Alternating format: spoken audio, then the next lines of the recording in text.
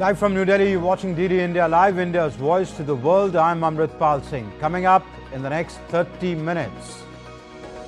After weeks of fierce border skirmishes, Thailand and Cambodia sign a ceasefire agreement. Both sides reaffirm commitment to peace, stability and security of people living along the border.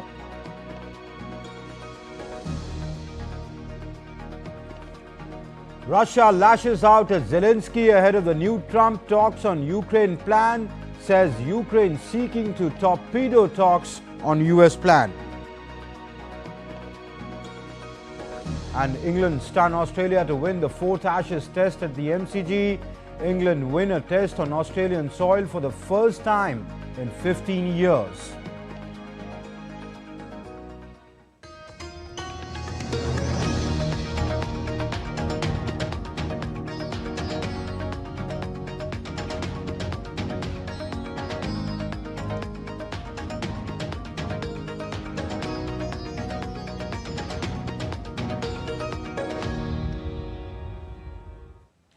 Thailand and Cambodia agreed to an immediate ceasefire on Saturday. The two countries said in a joint statement, pledging to end weeks of deadly border clashes. The conflict spread to nearly every border province on both sides, shattering an earlier truce which US President Donald Trump had taken credit for.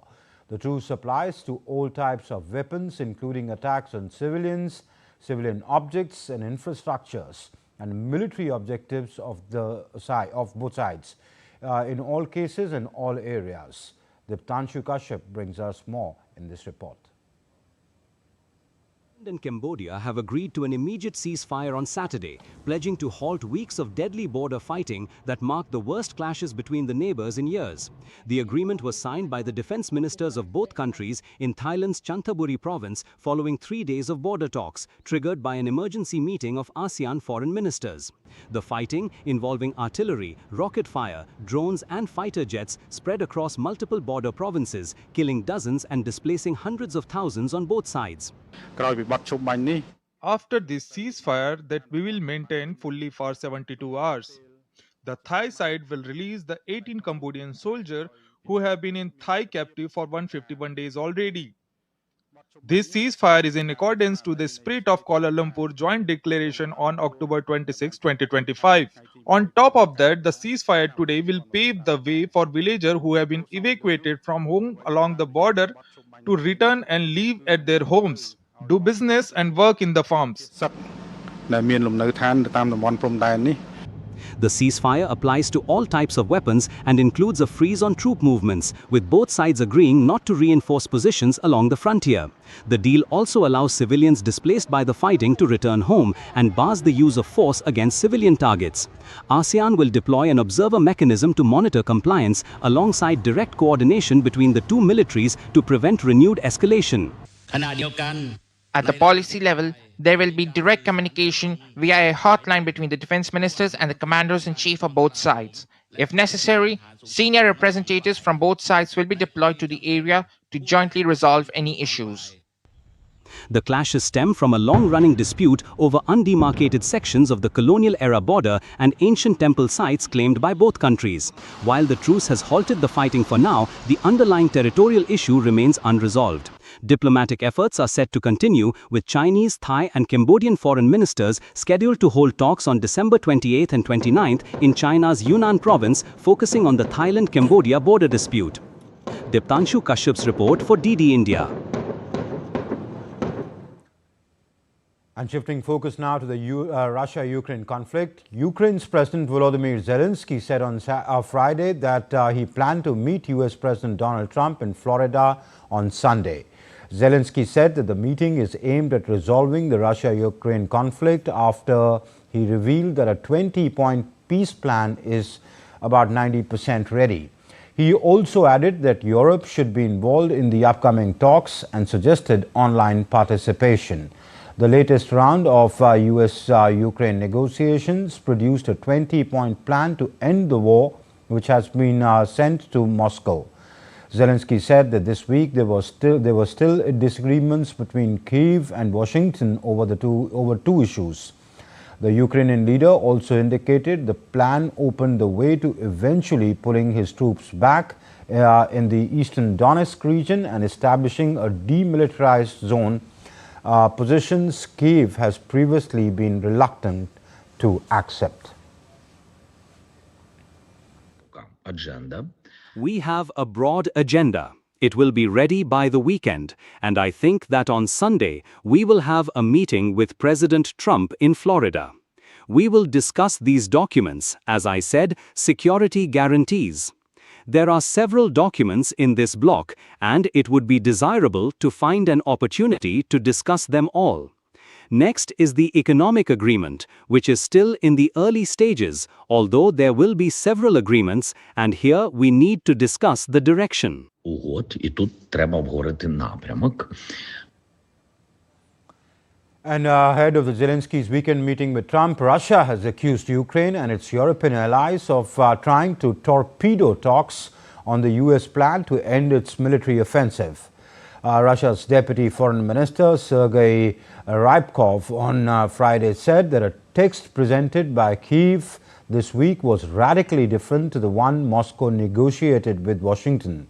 He further said that their ability to make a final push and reach an agreement will depend on their own work and the political will of the other party. Zelensky, meanwhile, said that he held telephonic talks on Friday with NATO's Secretary General Mark Rutte, Germany's Chancellor Friedrich Merz, and a host of other European leaders, and discussed preparations for Sunday's meeting and progress in talks. The EU leaders reiterated their unshakable commitment for a just and lasting peace for Ukraine.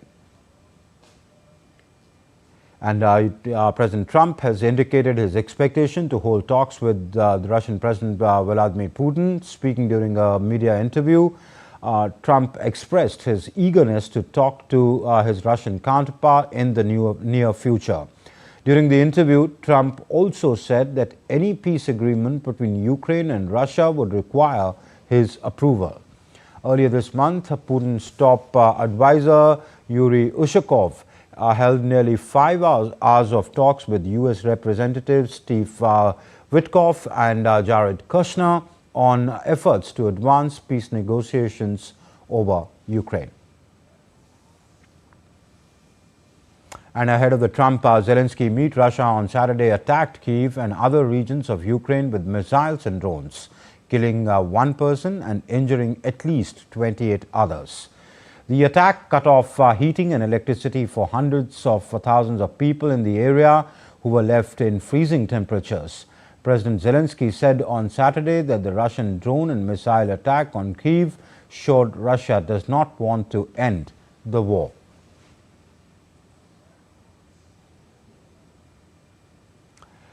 Okay, U.S. President Trump on Friday accused Democrats of driving what he called a hoax over newly discovered files related to the convicted Jeffrey Epstein. He also claimed that the Justice Department was being distracted from investigating the election fraud. In a post on social media, Trump said that 1 million more pages of Epstein-related material had been found and urged authorities to release names linked to the case, claiming that Democrats, not Republicans, had ties to Epstein. The comments follow Trump's Christmas Day post in which he wished a Merry Christmas to people who loved Jeffrey Epstein. He also said that Democrats would have a lot of explaining to do as more documents are made public under a new law passed by the Congress. Amid rising tensions with Venezuela, U.S. Air Force's MQ-9 Reaper drones were spotted at Rafael Hernandez Airport in Puerto Rico as Washington steps up aerial surveillance across the Caribbean. The United States has deployed a significant military presence in the region, including an aircraft carrier, fighter jets, and warships.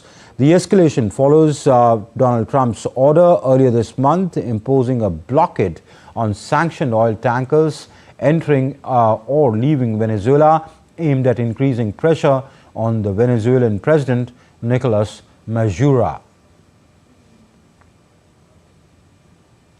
Yemen's Saudi-led coalition has warned that it will take direct action against any military moves by the Southern Transitional Council in the eastern province of Hadramaut on that undermine de-escalation efforts. Coalition spokesman General Turki al-Maliki said that any violations would be dealt with to protect civilians, responding to a request from Yemen's Presidential Leadership Council chief Rashad al-Alimi, who accused the STC-affiliated armed groups of threatening civilian safety. Saudi Arabia also called on UAE-backed separatist group to stand down and peacefully hand over control to the recently seized areas to the internationally recognized Riyadh-backed government. Saudi Defense Minister Prince Khalid bin Salman urged the STC to engage with mediation efforts led by Saudi Arabia and withdraw its forces from camps in Hadramaut and Mahara. The warnings follow the Saudi airstrikes on STC positions in Hadramaut, underscoring rising tensions despite efforts to prevent further escalation.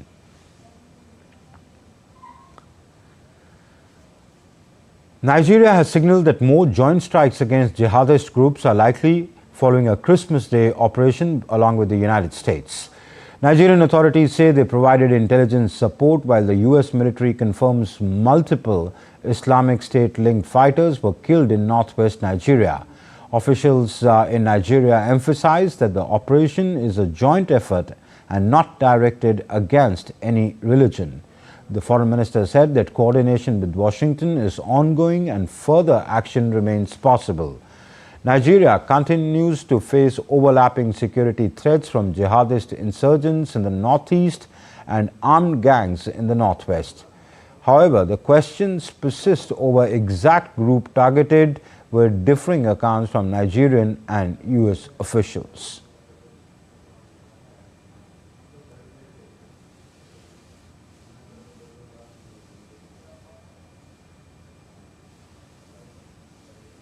Let's now take a look at some other international news.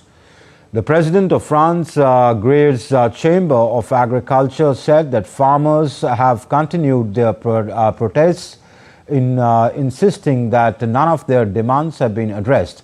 Demonstrators dumped straw and agricultural waste in front of the prefecture, emptying dumpsters to underline their anger at what they describe as the government's ineffective strategy to combat contagious nodular dermatitis. Residents in the U.S. state of Arkansas celebrated on Saturday after a $1.8 billion Powerball jackpot, one of the biggest in U.S. history, was sold just before Christmas. The winning ticket was bought by a Murphy gas station in Cabot, marking the second Powerball jackpot win for the state. A multidisciplinary team in the Peruvian hospital has successfully separated co-joined twin baby girls after performing a complex 3-hour life-saving surgery. The twins were born prematurely with a rare condition where their spines were joined.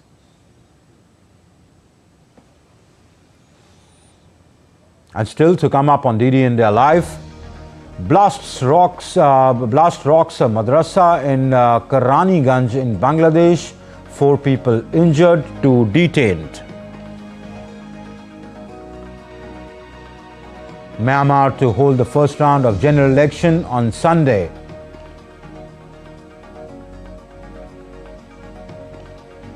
And Mali hosts Morocco to a 1-1 draw in their Group A clash of AFCON 2025-26.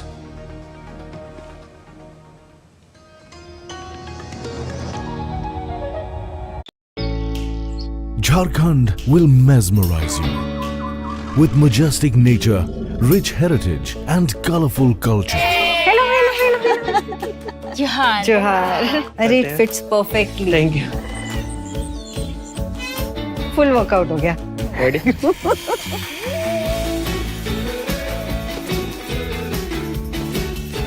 Postcards from Jharkhand on National Geographic. You're watching DD India Live. I'm Amritpal Singh. In Bangladesh, a blast at the Al Qurra International Madrasa in Keraniganj on Saturday injured 4 people, including a woman and 2 children. The police recovered around 250 kilograms of bomb-making materials, including crude bombs and chemicals, during a raid that's still underway.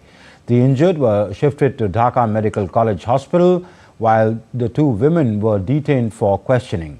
Authorities said that the madrasa was closed due to a weekly holiday, which helped prevent further casualties.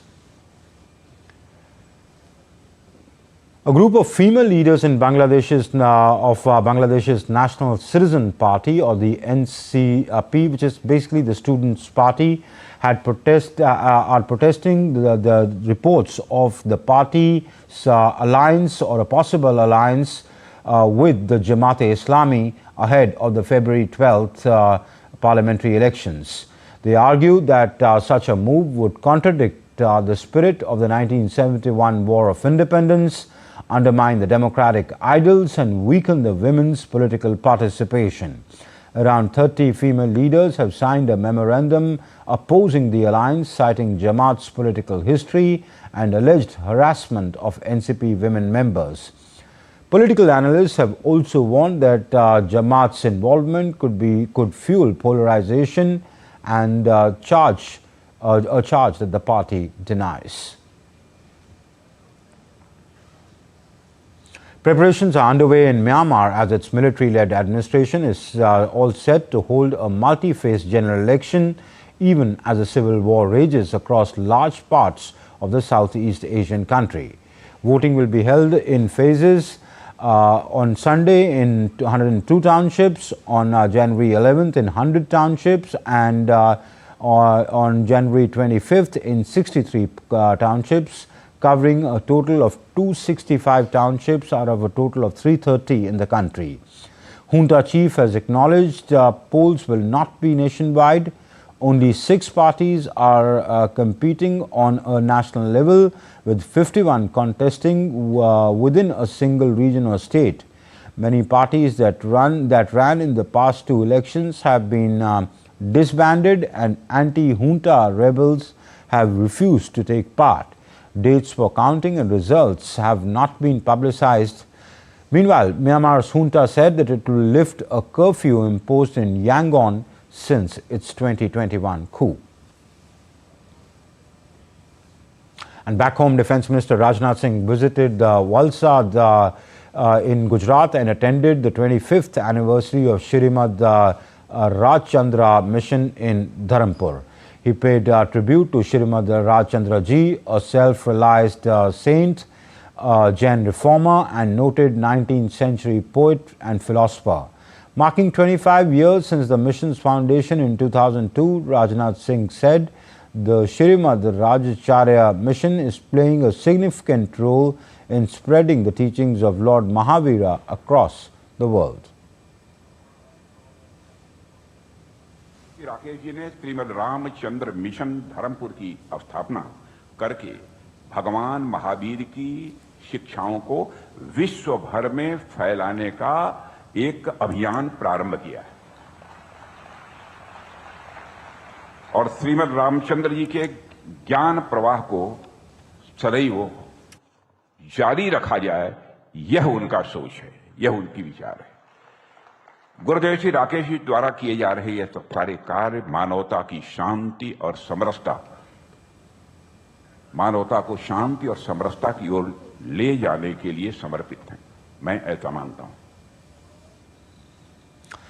The country is celebrating Guru Gobind Singh Jayanti, commemorating the birth anniversary of the 10th Sikh Guru, Guru Gobind Singh.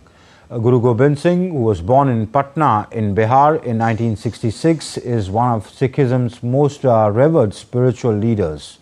In Bihar, special kirtan was held at the Takht Sri Harmandir Sahib, Patna Sahib, as devotees gathered to offer prayers and listen to hymns from Guru Granth Sahib. The Gurdwara was adorned for the occasion, with worshippers participating in devotional singing and remembering the teachings of Guru Gobind Singh, which emphasized the courage, equality and selfless service. And on the occasion of the Gurpurb, honouring the birth anniversary of the 10th Sikh Guru, President of India, Draupadi Murmu, greeted the nation. Taking to social media platform X, the President wrote, and I quote, "Warm greetings to all on the sacred occasion of the Prakash Parv of Shri Guru Gobind Singh Ji. With indomitable courage and rare sagacity, he inspired people to live righteously, uniting his followers into a force that bravely faced mightier adversaries, driven by the zeal to uphold justice and self-respect. He is a symbol of grace in adversity and sacrifice for ideals. May his teachings of unity, compassion and respect for all continue to guide humanity." Unquote. And Prime Minister Narendra Modi also took to X on the occasion. The Prime Minister wrote, and I quote, he said, "On the sacred Prakash Utsav of Sri Guru Gobind Singh Ji, we bow in reverence to him. He remains an embodiment of courage, compassion and sacrifice. His life and teachings inspire us to uphold truth, justice and human dignity. Sri Guru Gobind Singh Ji's vision continues to guide generations towards service and selfless duty." Unquote. The Prime Minister also shared pictures from his visit earlier this year to Takht Shri Harmandir Ji, Patna Sahib, where he had the darshan of the holy Jode Sahib of Guru Gobind Singh Ji and Mata Sahib Kaur Ji.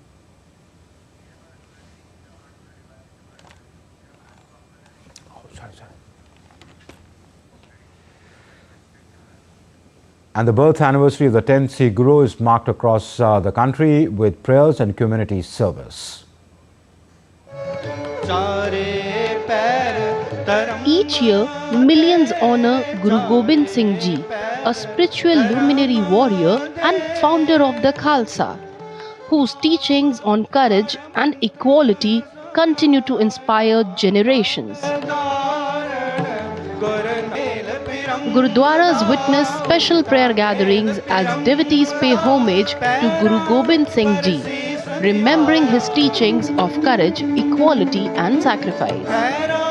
Nagar Kirtan are taken out in several cities, while Langar Seva is also organized, reflecting the Sikh tradition of selfless service and collective harmony. At prominent Sikh shrines, including Anandpur Sahib, large number of devotees participate in religious programs throughout the day. Guru Gobind Singh Ji continues to remind the nation of values rooted in faith, service and unity.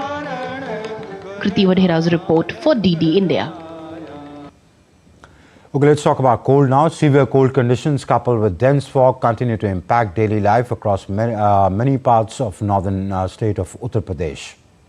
With temperatures plunging and visibility dropping, especially during the early morning hours, traffic movement, particularly along highways, has been majorly hit. Take a look at this report. Severe cold conditions coupled with dense fog continue to impact daily life across many parts of Uttar Pradesh. With temperatures plunging and visibility dropping, especially during early morning hours, traffic movement, particularly along highways, has been majorly hit. In cities like Kanpur, vehicles moved at a slow speed as cold winds swept through the city, forcing many people to seek refuge around roadside bonfires on late Friday night. सर्दी बहुत ज़्यादा है, temperature 2 degree 3 degree पहुंच रहा है क्योंकि इतने ज़्यादा ओस है, कोहरा है, पूरा गीला हो जा रहा है कपड़ा। तो आज बहुत ज़्यादा कोहरा भी हो रहा है। गलन तो बहुत ही ज़्यादा है और एक तो ये आउटर पड़ता है थोड़ा सा, तो यहाँ और रहती है। प्लस क्या है कि यहाँ अभी इस समय मेरे हिसाब से 3 टेम्परेचर होगा जहाँ तक। Similar conditions were experienced by residents in Jaunpur. With visibility dropping, streets and markets remained largely deserted as residents huddled around bonfires to escape the biting chill on early Saturday. In Agra, disappointed tourists gathered as the Taj Mahal disappeared behind a thick curtain of mist on Saturday morning. Brief spells of visibility offered hope But the monument soon seemed to vanish again, forcing many visitors to return without getting a glimpse of the iconic landmark. As cold and fog continue to tighten their grip over Uttar Pradesh, residents are urging authorities to step up measures to provide warmth, especially to the homeless and the vulnerable sections of society, before the conditions take an even more harsher turn. And in sports, England held their nerve in a low-scoring thriller to beat Australia by 4 wickets in the 4th Ashes Test at the Melbourne Cricket Ground to claim a historic win. A fighting England won their first Test on Australian soil in 15 years, restoring their pride with a gutsy victory in a clash that was over inside 2 days. While chasing in the second innings, Jacob Bethel, the top scored for England with a 40-run knock. Harry Brook and Jimmy Smith remained not out and helped England cross the finish line. Earlier, Australia were bundled out for 132 in the second innings on day 2, setting England 175 to win. The hosts succumbed in the second session on day 2 with Travis Head top scoring with 46. England now head into their last test 3-1 down, but their effort has helped them avoid a series whitewash. That's it in this edition of DD India Live, but do let us know your thoughts on the news of the day. For those on the go, you can get all the latest news and updates from India and across the world on DD India's mobile app. The app is available both on Android and iOS platforms. Scan the QR code you see on your screens to download now. We'll be back with more news as it breaks here on DD India. I'm Amritpal Singh from my entire team here in Delhi. Thank you for watching DD India Live.